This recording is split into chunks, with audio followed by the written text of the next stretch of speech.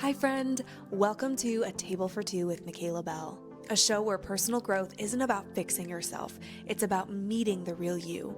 Here we talk mindset, making habits sexy, relationships, faith, friendships, and the small shifts that create a life that feels like home to you. No fluff, no pretending, just honest conversations with your new life coach that help you step into who you were always meant to be. So grab your coffee, take a deep breath, pull up a chair, and let's dive in.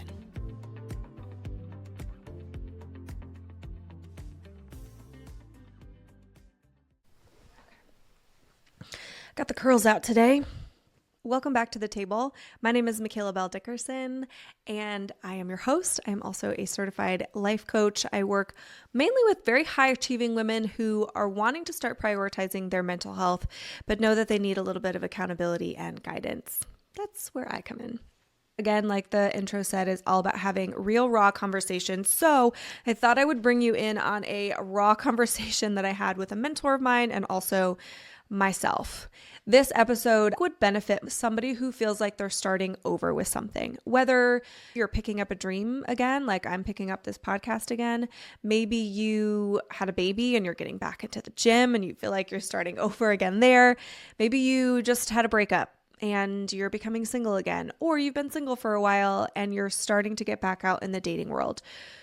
Whatever it is, if you feel like you're starting something over again or you're pivoting, this episode is for you.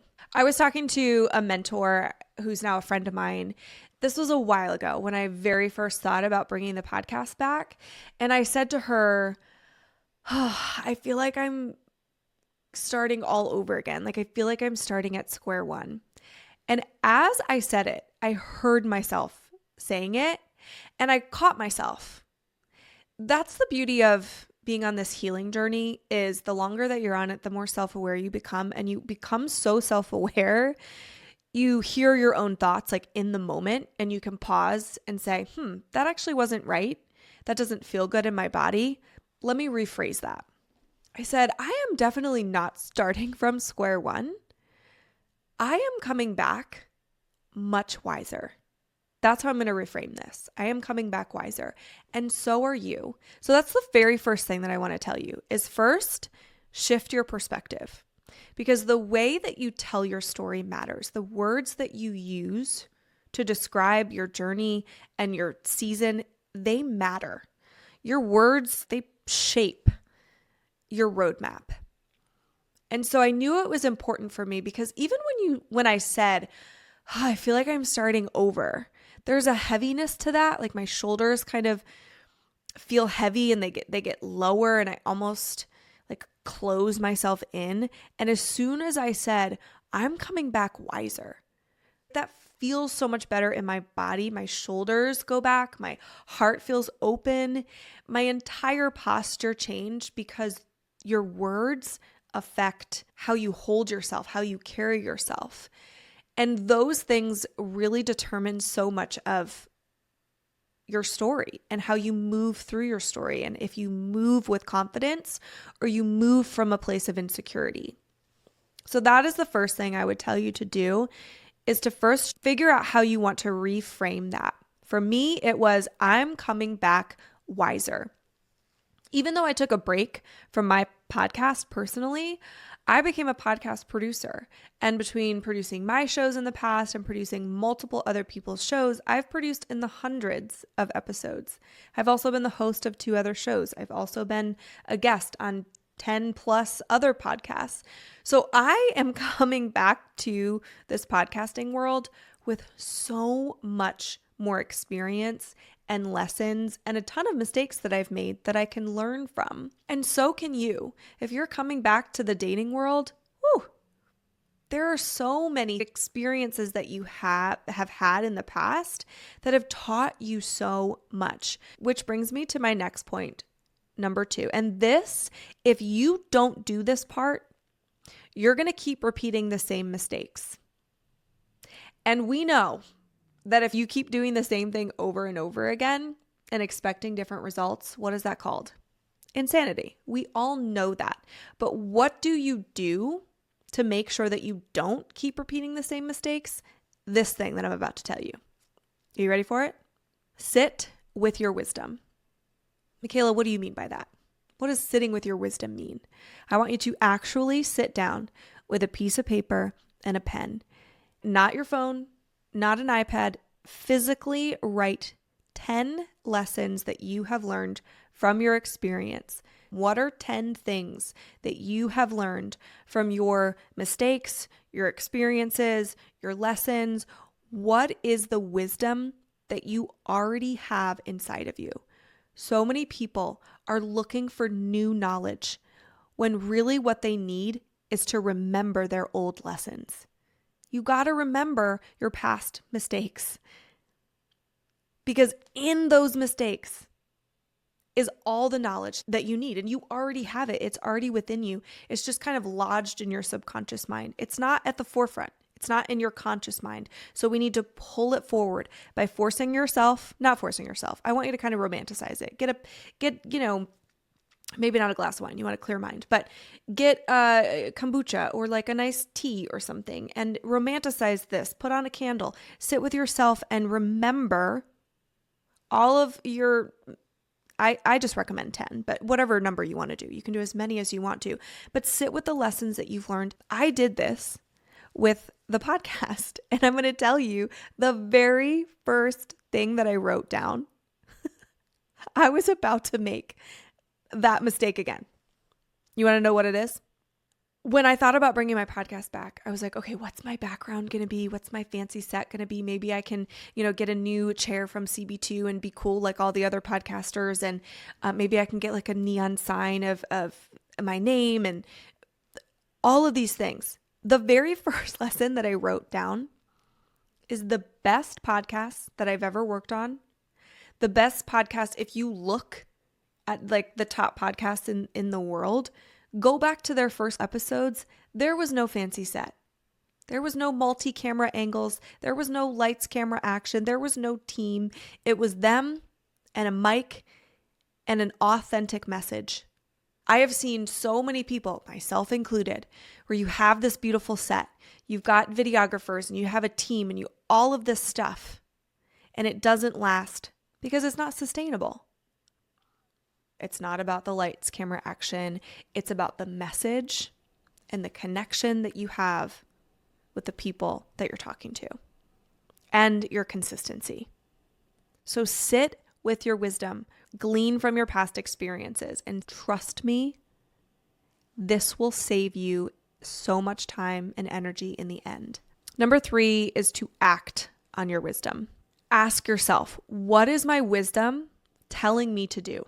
What are the actions that I can now take from what I just learned? For example, when I was re-entering into the dating world after my divorce, I sort of did this exercise with my therapist. And one of the things that I realized in looking back and sitting with my wisdom was that my gut and intuition is very strong. And I could tell within the first 2 or 3 dates if that person was good for me or not good for me. And so one of the things that my wisdom told me to act on is it said, don't drink anything. Like the first 3 dates, no alcohol. Now, I don't have an issue with alcohol, but I'm very aware from a scientific standpoint what it does to your brain and your mind and how it like changes some of the functioning within your brain, even just a glass of wine. And so I just said, I want to have clarity of mind when I start dating, and I'm not going to drink, at least on those first dates. Again, because my gut was so good. I wanted to be able to hear it. So that's an example of acting on your wisdom, because wisdom is kind of like anything. If you don't use it, you lose it. My bachelor's degree is in American Sign Language interpretation. So I was fluent in sign language. It's what I did for a living. And recently I saw a deaf man in Starbucks and I went to start signing, and I could not believe how much I have lost because I don't sign anymore. If you don't use it, you lose it. Same thing with your wisdom. Use it, act on it. And the last thing I'm going to tell you is holding yourself accountable. If you know that self-discipline in this particular area is maybe not the strongest, then I want you to partner up with someone. Get some accountability outside of yourself. I knew for me, whenever I'm like getting back into the gym, one of the things that works best for me, hands down, every single time, is having a trainer or having some type of program so that I don't have to think about it. I have multiple things that I'm doing within my business that take up my mind space, my thinking power, and I don't want to think when I go to the gym. And so for me, that accountability looks like either hiring a trainer or downloading some type of program. What does accountability look like for you? Maybe if you're getting back into the dating world, maybe you have a friend who has a relationship that you really admire or you just see as really wise. And you can say to her, hey, I am getting back into the dating world. These are specific things I want to hold myself accountable to, but I don't always trust myself. So can you be my accountability partner in my dating experience? And that could look like maybe after I go on a date, I can call you and talk to you about things and kind of bounce some things off of you. You can maybe ask me some ideas. Does that sound like something that you can do for me? Get accountability. One of the reasons why I started the Bell Collective, which is a personal growth community, is for this exact reason. Is a lot of people want to grow personally, but we don't exactly have a plan for it. And we just kind of like, well, maybe I'll just read a couple books throughout the year and maybe I'll do therapy for a month. But it doesn't necessarily help to have a hodgepodge of random things in our personal growth journey. Sometimes you need the accountability of a life coach or a group like the Bell Collective. Figure something out for yourself. What does accountability look like in this thing that you're starting over with, or should we say, coming back wiser? What does accountability look like for you? So those are the things that I wanted to share with you guys today that I personally went through when I was thinking about relaunching this podcast, sitting with my wisdom, writing down the 10 lessons that I've learned from all of my years of podcasting. How can I move forward with confidence in these specific activities? And then how am I holding myself accountable? For example, here in the podcast, my goal is to do 52 shows this year. Even though I'm launched it in February, my goal was, 52. That's like super consistent throughout the year, once a week. So I'm going to have to do a couple extra ones throughout the next couple of weeks, but that's okay. But that felt like a really good number to me. And I'm holding myself accountable to y'all, but also to my husband and some of my friends that are in this podcasting world. I'm even going to a podcasting moms conference in April. And I really want to meet people and grow my community within the podcasting space. So I signed up for that conference. I'm excited to meet women there that will also hold me accountable as well. I hope this episode made you think of someone that you can send this episode to, because you just never know what one person listening to this episode and sitting with her wisdom, and it can help dramatically change a woman's life, for her to remember the wisdom that's already within her and to not repeat the same mistakes. You are stronger than you realize. You are smarter than you know, and you are braver than you think. I promise you that. And I hope with every single podcast episode that you listen to, you start to believe those things a little bit more every single time.